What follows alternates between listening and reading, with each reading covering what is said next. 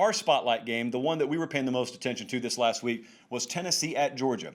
Georgia ended up rolling over Tennessee, 44-21. We have things that I have not mentioned on the show yet. I used to do it all the time when we were independent down in Columbus. I call them padlock stats. And a padlock stat is essentially this. If on Friday afternoon I were to tell you just one thing that's going to happen about the game, let's say it's a pre-recorded game and I've already seen it, you haven't, and I can tell you just one thing about the game, you could know just from that one thing what the outcome was going to be. And there was a padlock stat in this game. I think you know where I'm going. And it is that Tennessee -1 total yards rushing statistic. Yes, I am counting quarterback sack yardage in here. Even if I don't, it's still an abysmal number. You get the idea. Do you remember the path that we painted?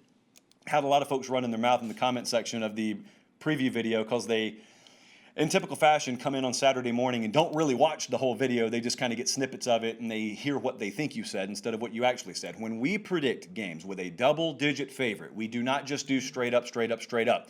That's stupid to me because there is a double-digit favorite in the game for a reason. So what we do is we take the preview video and we paint the path to what could happen if an upset were to unfold. How would the upset happen? And the upset for Tennessee was going to require a couple of things. We talked about Jarrett Garantano needing to play largely mistake-free. Kind of did in the first half. Went downhill quickly in the second half. We also talked about turnovers and time of possession, the bob plays, bounce of ball plays. They were going to need to go Tennessee's way. They didn't, and to be honest with you, Tennessee ended up not being close in either department. So let's dive into it. To give you an idea of how good Georgia's defense was yesterday, aside from what your eyeballs showed you, we thought that Tennessee needed a critical amount of third down and fours or less. Yesterday, they were 4 of 17 on third down. And let me give you a really good reason why. Georgia did a phenomenal job at getting them in these situations. Tennessee had 17 third down tries yesterday. Their average down and distance on third downs was 3rd and 7.5. That's getting it done. And they are very one-dimensional, as are most offenses when you get them in 3rd and 7 or greater. They are adding, they being Georgia, adding a pass rush this year, the likes of which we have not seen them have. We've seen them be able to stop the run. We've seen them have a pretty jam-up secondary. Have not seen the kind of pass rush, the likes of which they have right now. They got 5 sacks yesterday. That's not always the end-all, be-all stat, but you normally don't get sacks if you don't have a good pass rush. And it was constant in the second half. And they played a too-high pre-snap look and still got pressure on the quarterback majority of the second half.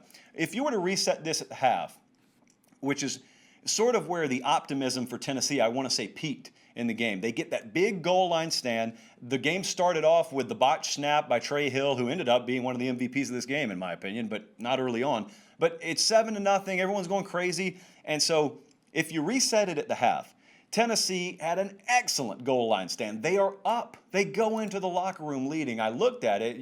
Some of you guys were conversing with me back and forth on Twitter. Even though Georgia trailed at the half, I really felt like they laid the foundation for what they were about to do in the second half in the first half.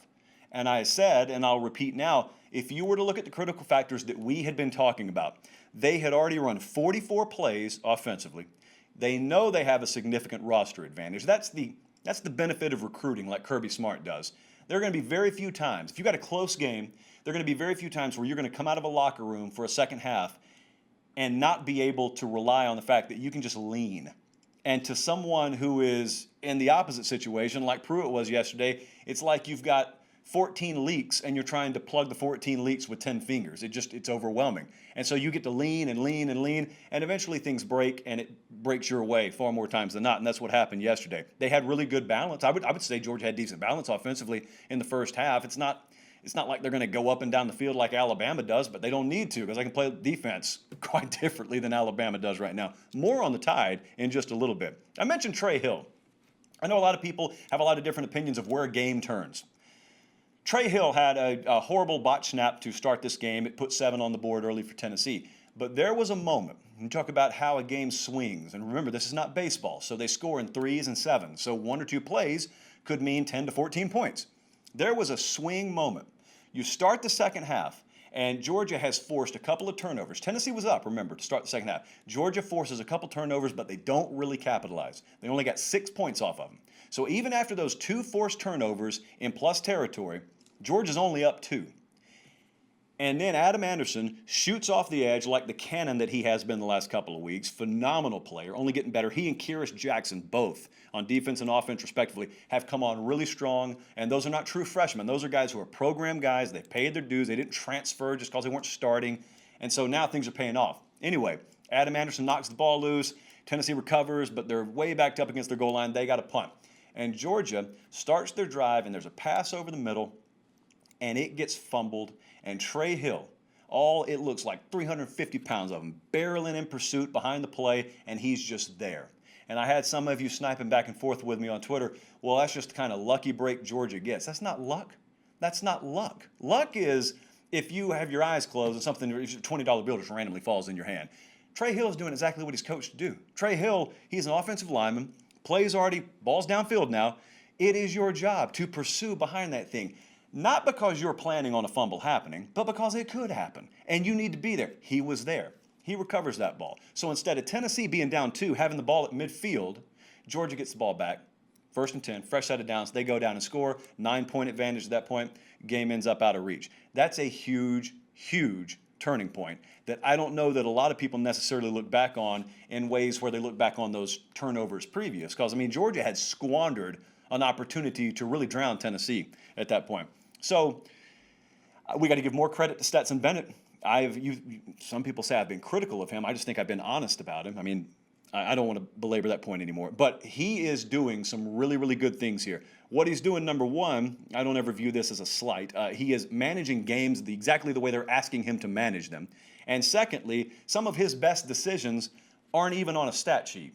The ability to check a ball down or just eat it, sometimes even take a sack or throw a ball away, those are some of the most important decisions Stetson Bennett could be making in this offense. They were also, and he's very good at extending plays on 3rd down to the degree that they need to extend drives. So this was not a world-class showing by Georgia's offensive line. I would say good, definitely not great. I would say a good enough performance from that stable of running backs.